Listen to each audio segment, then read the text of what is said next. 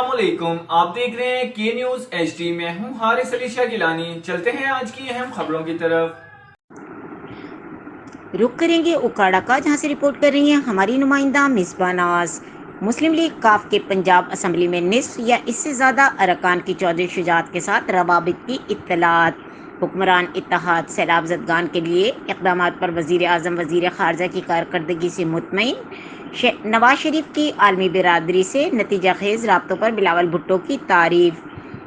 वफाकी हुकूमत का फोकस सैलाब ज़दगान की फौरी बहाली पर है, जबकि हुक्मरान इत्तेहाद में दूसरी तरजीह के तौर पर पंजाब में आईनी तरीके से हुकूमती तब्दीली के लिए हिकमत अमली तय की जा रही है। चौधरी शुजात के साथ राब्ता करने वाले अरकान ने इनके हर फैसले को तस्लीम करने का अंदिया दिया है।